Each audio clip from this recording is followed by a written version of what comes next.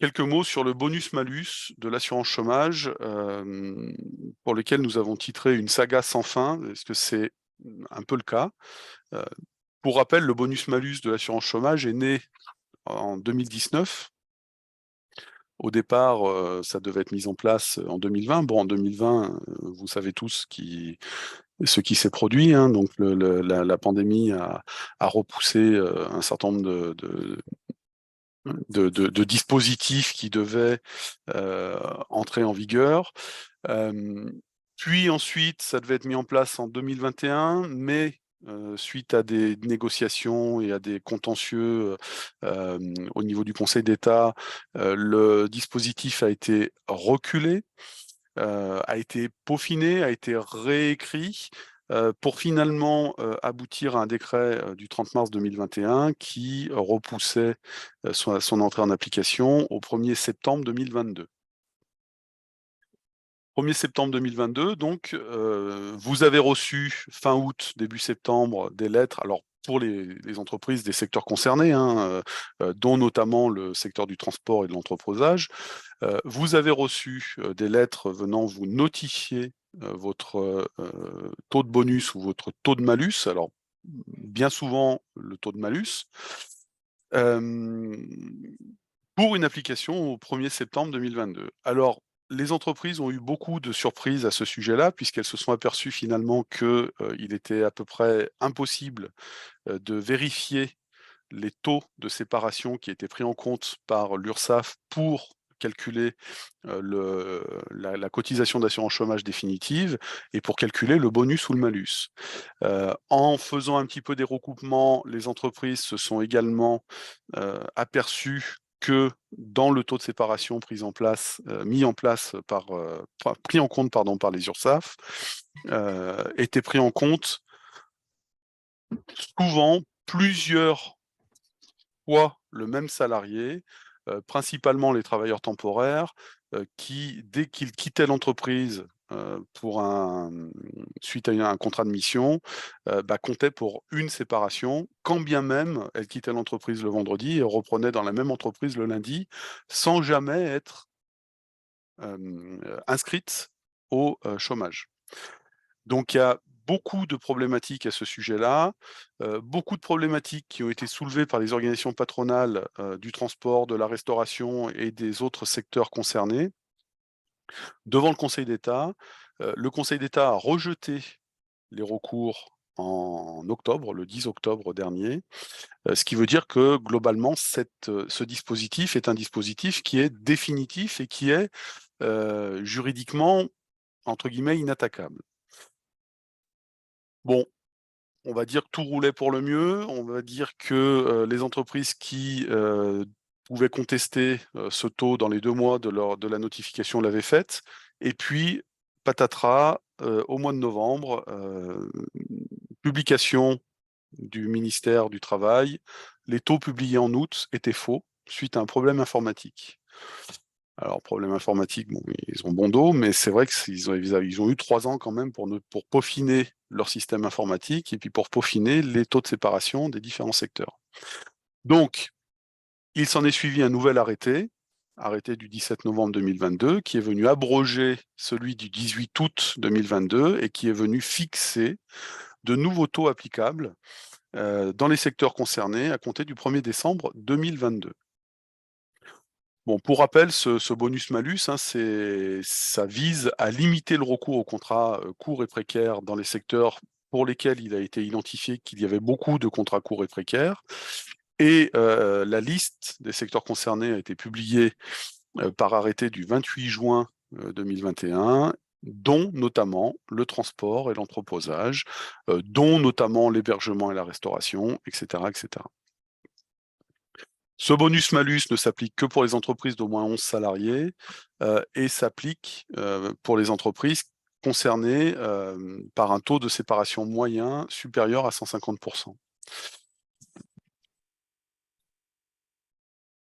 Ce taux de bonus-malus consiste à moduler le taux de la contribution, patronale d'assurance chômage qui est normalement fixé à 4,05%, à la hausse comme à la baisse, avec un plancher fixé à 3% et un plafond fixé à 5,05%.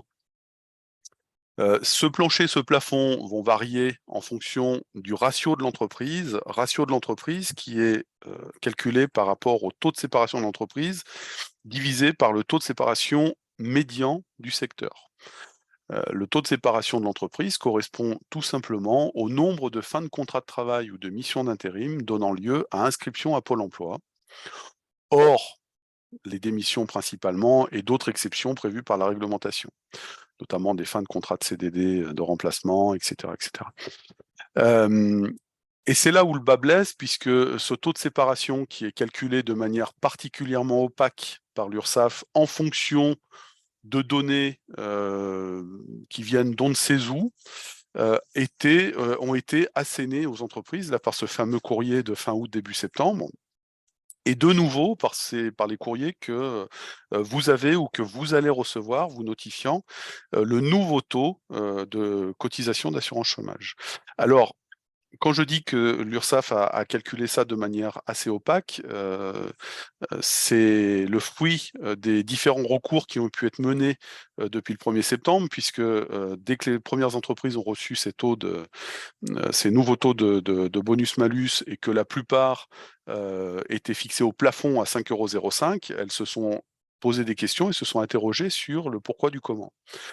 Et globalement, elles ont constaté que les plafonds de 5,05 € étaient bien souvent attribués aux entreprises qui utilisaient, qui avaient recours au travail temporaire de manière un peu importante, étant précisé que bien souvent ces entreprises avaient recours à des intérimaires également qui restaient assez longtemps dans leur entreprise. Et donc, ces intérimaires-là n'étaient pas forcément inscrits à Pôle emploi entre chaque mission. Donc les entreprises ont demandé des explications aux entreprises de travail temporaire, ont demandé des explications à la DRITS, l'inspection du travail, et ont demandé des explications à l'URSSAF. Et là, nous avons reçu une collection de réponses toutes plus farfelues les unes que les autres, puisque bon, les entreprises de travail temporaire se sont évidemment retranchées derrière la DSN en disant bah nous on a transmis tout ça par DSN, donc bon, on ne sait pas trop ce que c'est devenu. L'inspection du travail n'a jamais trop répondu. Et l'URSSAF, globalement, nous a répondu un florilège de courriers en disant, dans un premier temps, qu'elle ne pouvait pas répondre, que la RGPD leur interdisait de transmettre aux entreprises les données, que la réglementation n'était pas encore passée pour permettre la transmission de ces données. Et là, en dernier lieu, on a eu quelques courriers qui venaient suspendre les recours en informant les entreprises que les URSSAF étaient en attente d'un décret leur permettant de transmettre les informations liées au calcul. Donc, on est encore, rappelons-le, sur un dispositif qui date, dans l'imagination du législateur, de 2019. Et fin 2022, alors que le dispositif est en place, c'est que les entreprises payent les cotisations et surtout le malus qui leur a été notifié, eh bien les URSSAF vous répondent que la réglementation finalement n'est pas encore aboutie et que les entreprises ne peuvent pas exercer leur droit de recours parce que l'URSSAF ne peut pas leur transmettre les informations liées au calcul du taux de bonus-malus qu'elles ont notifié. Bon, on marche un petit peu sur la tête, effectivement. Tout ça va se décanter au fil du temps.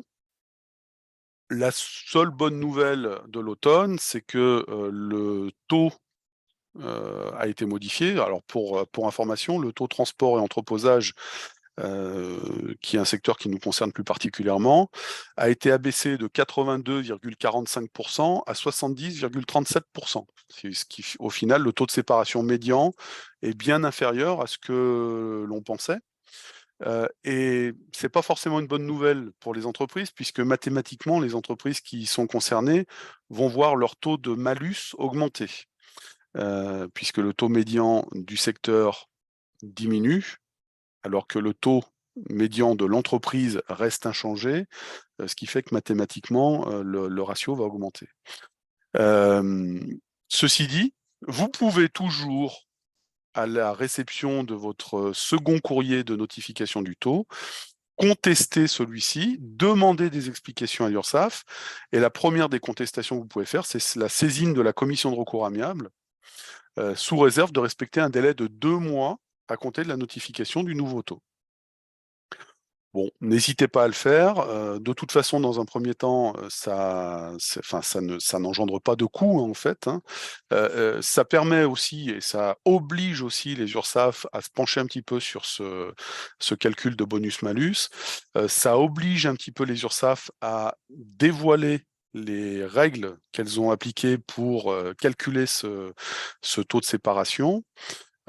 Et ça vous permet aussi d'avoir des explications sur les taux parfois extravagants qui ont été notifiés.